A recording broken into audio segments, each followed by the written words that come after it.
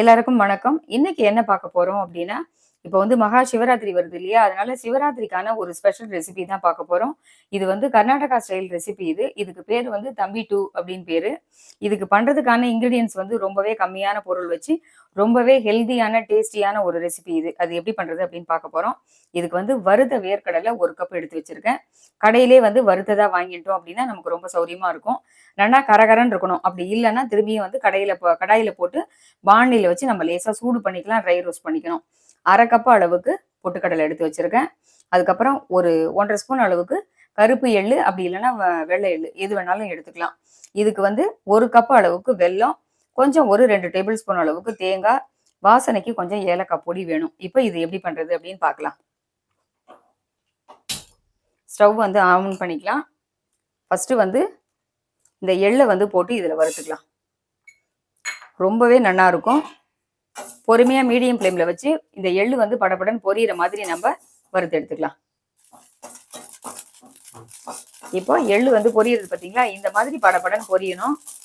சிம்மில் வச்சுட்டு நம்ம வந்து வறுத்துக்கலாம்.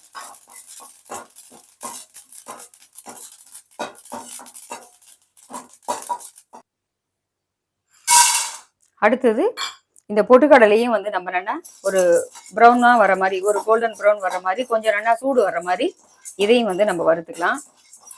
பொட்டுக்கடலை போடுறதுனால, வேர்க்கடலையும் போடுறதுனால உடம்புக்கு ரொம்பவே ஹெல்த்தியா இருக்கும். பசங்களுக்கு இந்த மாதிரி பண்ணி கொடுக்கும்போது ரொம்ப வந்து சூப்பரா, பசங்களுக்கும் ஆரோக்கியமா இருக்கும். சுவாமி நைவேத்தியத்துக்கு இது ரொம்ப ரொம்ப விசேஷமானது கர்நாடகாவில். இப்போ இந்த மாதிரி ஒரு லேசான ப்ரௌன் வந்துருது இல்லையா? இதையும் வந்து நம்ம ஒரு பாத்திரத்துல மாத்திக்கலாம். இப்போ இந்த வறுத்த வேர்க்கடலை தான், பட் இருந்தாலும் நம்ம லேசா வந்து சூடு பண்ணிட்டோம்னா நல்லா கரகரன்னு ஆயிடும். இதையும் வந்து லேசா நம்ம இந்த மாதிரி வறுத்துக்கலாம். நம்ம வந்து இதை தோலோடையே போட்டு கூட இதை லேசா பொடி பண்ணிக்கலாம். தோலை எடுத்துட்டும் பொடி பண்ணிக்கலாம். நம்ம சௌரியம் தான். நான் வந்து தோலோட தான் போட போறேன். அப்பதான் கூடுதல் டேஸ்ட் இருக்கும்.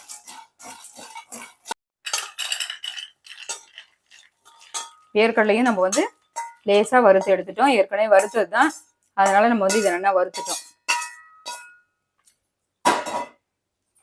அடுத்தது கொஞ்சம் இந்த தேங்காயை வந்து சூடு வர நல்லா வந்து பிரட்டிக்கலாம். தேங்காய் வந்து உங்களுக்கு கூடுதலா தேவை அப்படின்னா நீங்க போட்டுக்கலாம். இல்லை கொப்பரை தேங்காய் கூட போட்டுக்கலாம்.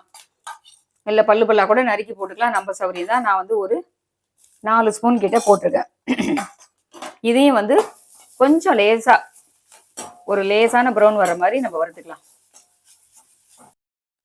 இப்போ நம்ம வந்து தேங்காயும் ஒரு 4 ஸ்பூன் கிட்ட தேங்காய் போட்டிருக்கேன்.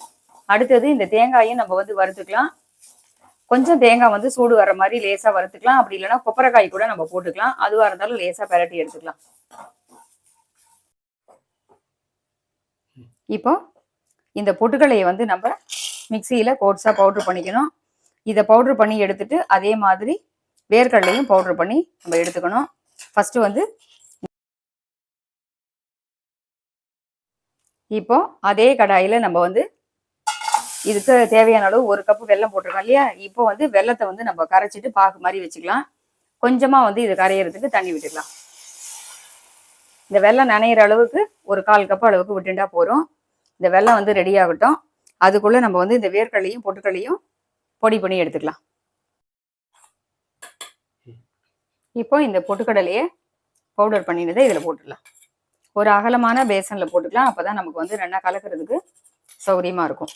அடுத்தது அதே மாதிரி வேர்க்கடலையும் போட்டு மிக்சியில ஓட்டிடலாம். இப்போ இந்த வேர்க்கடலையும் இதுல போட்டுடலாம்.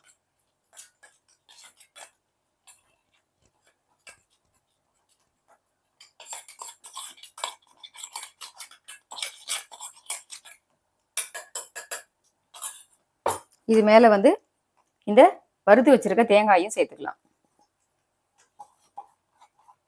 எள்ளை வந்து நீங்க வேர்க்கடலை பொடி பண்ணும்போது பொடி பண்ணி போட்டாலும் உங்க சௌரியம். முழு எள்ளா வேணாலும் போட்டுக்கலாம். நான் வந்து அப்படியே முழு எள்ளாவே போட்டுக்கிறேன். இது எல்லாத்தையும் இது கூட வந்து கொஞ்சமா வந்து ஏலக்காய் பொடி போட்டுக்கலாம்.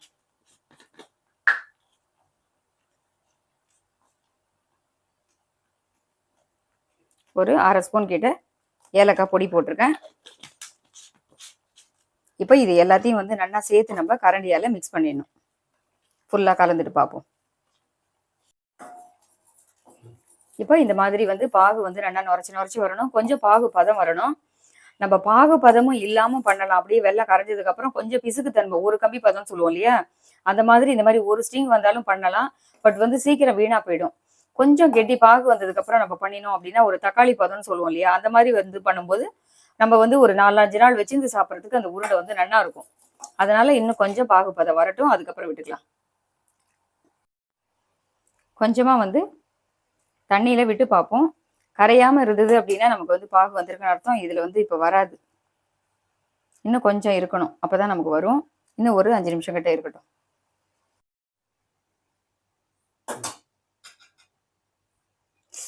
சூடா இருக்கு. இப்ப கொஞ்சம் வந்து நம்ம தண்ணியில விட்டுருக்கோம் இல்லையா?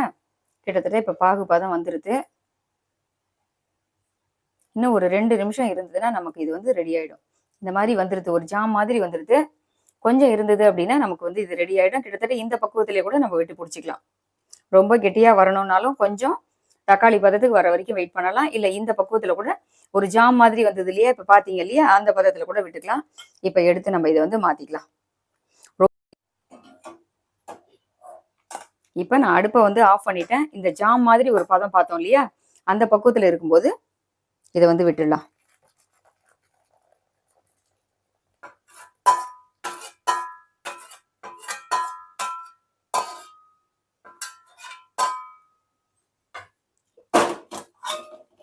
இதை வந்து ஃபுல்லா வந்து நல்லா மிக்ஸ் பண்ணிக்கலாம். கை வந்து சூடு பட்டுடும். ரொம்பவே ஜாக்கிரதையா பிகினர்ஸ்லாம் பார்த்து பண்ணுங்க.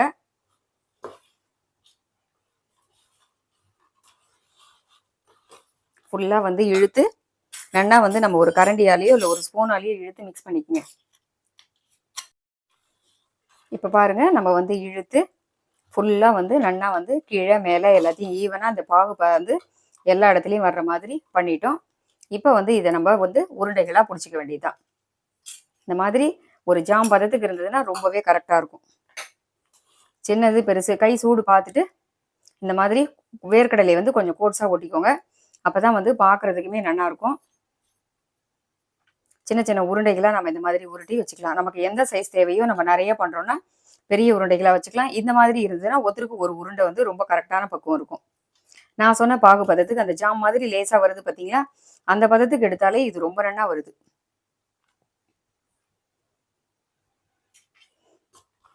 வெள்ளை கரைசல் மட்டும் விட்டு பண்ணலாம். பட் பண்ணினோம்னா நமக்கு வந்து தேங்காய் வறுத்துட்டு போட்டிருக்கோம்.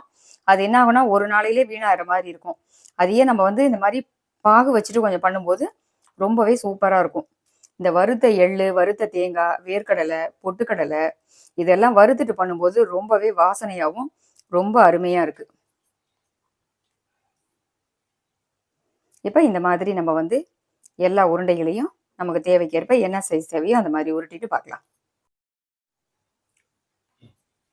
இப்போ சூப்பரான கர்நாடகா ஸ்டைல் ரெசிபி வந்து நம்ம சிவராத்திரிக்கு தம்பி டூ அப்படிங்கிற ஒரு ஹெல்த்தியான ரெசிபி ரொம்ப ரொம்ப குயிக்காக ஒரு 10 நிமிஷத்தில் சீக்கிரம் பண்ணிடலாம்.